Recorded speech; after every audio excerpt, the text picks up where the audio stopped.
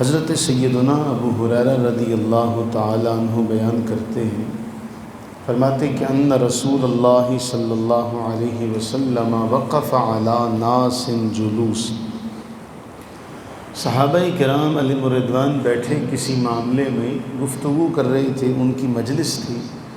رسول اللہ صلی اللہ علیہ وسلم وہاں تشریف لائے اور کھڑے ہو کر فرمایا، الا اخبرکم بخیرکم من شرکم، میں تمہیں خبر دوں کہ خیر والا تم میں سے کون ہے اور تم میں برا کون ہے، تم میں اچھا کون ہے، تم میں برا کون ہے، تمہیں بتاؤں۔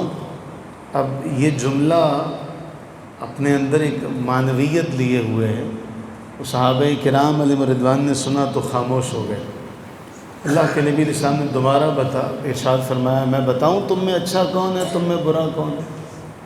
3 مرتبہ نبی صلی اللہ علیہ وآلہ وسلم یہ جملہ ارشاد فرماتے ہیں کہ میں تمہیں بتاؤں تم میں اچھا کون ہے اور تم میں برا کون ہے۔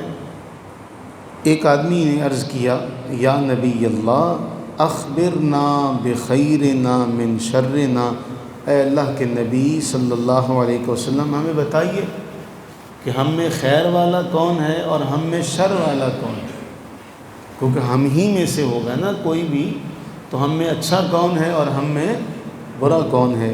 تو اللہ کے نبی صلی اللہ علیہ وسلم نے ایک جملہ دیا، ایک قاعدہ بتا دیا، فرمایا خیرکم من یرجا خیرہ ویؤمن شرہ، تم میں اچھا وہ ہے جس سے ہر بندے کو اچھے کی توقع ہو، اور ہر بندہ اس کی برائی سے، اس کے شر سے امن میں ہو، یعنی سب بندوں کو معلوم ہو کہ یہ بندہ یہ کام نہیں کر سکتا، یہ بندہ برائی نہیں کر سکتا۔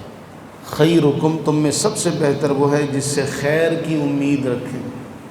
آپ جانتے ہیں کہ جب نبی صلی اللہ علیہ وآلہ وسلم نے سب سے پہلے حضرت سیدہ اماں خدیجہ رضی اللہ تعالی عنہ سے وہ بات ذکر کی اعلان نبوت کے حوالے سے، تو اماں خدیجہ نے کیا عرض کیا تھا کہ آپ لوگوں کا بوجھ اٹھاتے ہیں، آپ ناداروں کے کام آتے ہیں، آپ یتیموں کی کفالت کرتے ہیں۔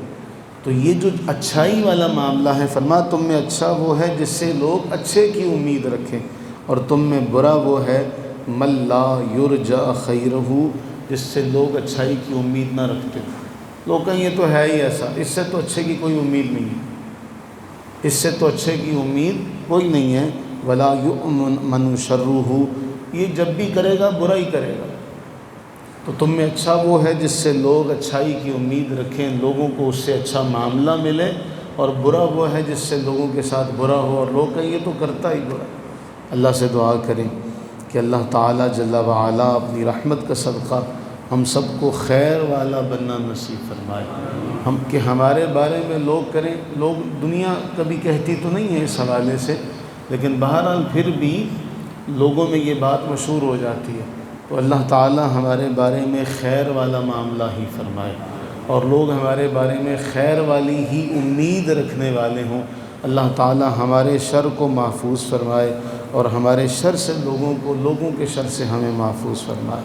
آمین ثم آمین۔